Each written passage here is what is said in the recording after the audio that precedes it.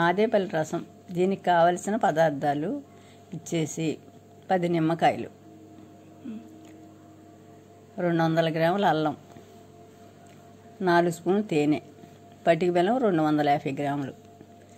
మరి ఈ ఆరోగ్యమైన రసాన్ని ఎలా చేయాలో చూసేద్దాం. మరి కొంచెం నీళ్ళు వేసుకొని అల్లాన్ని మిక్సీ పట్టుకొని వడకట్టి రసాన్ని బాండీపై పెట్టి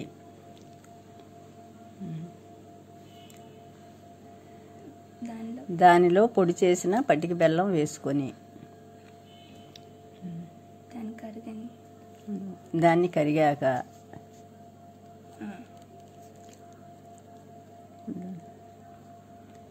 అది బాగా కరగాలమ్మా. కరిగిన తర్వాత ఇది చాలా మంచి ఆరోగ్యమైన రసం. ఇది మా చిన్నతనంలో మేము ఎక్కువగా ఇదే వాడేవాళ్ళం. మా పిల్లలకు కూడా ఇదే పట్టేవాళ్ళం. జలుబు, దగ్గు, దరిచేరు ఇప్పుడున్న ఆరోగ్యకరమైన అది కరోనా పరిస్థితులకు కూడా ఇది చాలా మంచిది.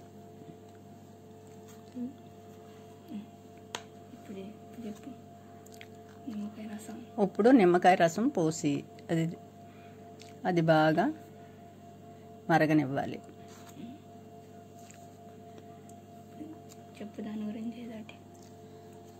అది మరిగిన తర్వాత తీగపాకం రావాలి. కొంచెం చేతితో పట్టుకుంటే తెలుస్తుంది తీగపాకం.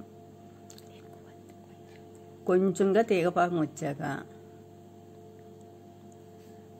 కొద్దిగా బాగా మరగనిచ్చి తీగపాకం వచ్చిందా అప్పుడు 4 స్పూన్లు తేనె వేయాలి. వేసి 2 పొంగులు రానివ్వాలి. 2 పొంగులు వచ్చిన తర్వాత చేతితోటి ఇలా పట్టుకుంటే రసం చక్కగా ఉంటుంది. మరీ చిక్కగా అయిందనుకో అప్పుడు గడ్డ కట్టినట్టుగా అయిపోద్ది. అంతవరకు మరగనిచ్చి ఆపేయాలి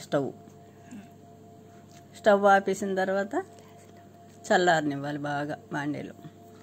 చల్లారిన తర్వాత ఒక గాజు సీసా చూసి అది శుభ్రంగా తడి లేకుండా తుడుచుకొని పొడి గాజు సీసాలో ఇది పోసుకోవాలి. రోజు ఉదయం 1 చెంచాడు పరగడుపుని తాగితే చాలా మంచిది. చిన్నపిల్లలకు ఒక 1/2 చెంచాడు పెట్టినా మంచిది. 10 సంవత్సరాల లోపులకి ఒక 1/2 చెంచా, పెద్దవాళ్ళకి 1 చెంచా చాలా మంచిది. ఇది ఇన్ఫెక్షన్లో గొంతుకులో ఏమీ రావు. చాలా ఆరోగ్యకరమైంది. ఇది 40 రోజుల వరకు నిల్వ ఉంటుంది. ఇది ఏం భయపడక్కర్లేదు.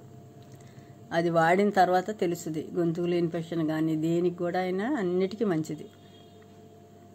అది మీరందరూ వాడి చూడండి. ఒకసారి చూస్తే తెలుస్తుంది. ఇది పూర్వకాలం నుంచి వచ్చిందే. ఈ మధ్యనే ఇవన్నీ తెలియక చాలామంది మానేశారు. ఇది చాలా మంచిది. ఆయుర్వేదం సంబంధించింది ఇది. అది దాన్ని బట్టి మీరు తయారు చేసుకుంటారు కదా, వాడి చూడండి.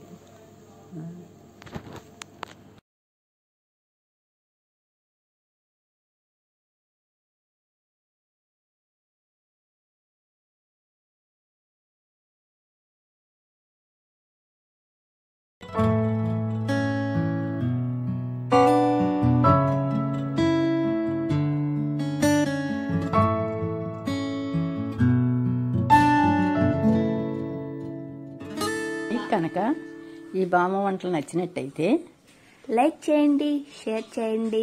ఈ ఛానల్ని సబ్స్క్రైబ్ చేసుకోవడం మాత్రం మర్చిపోకండి.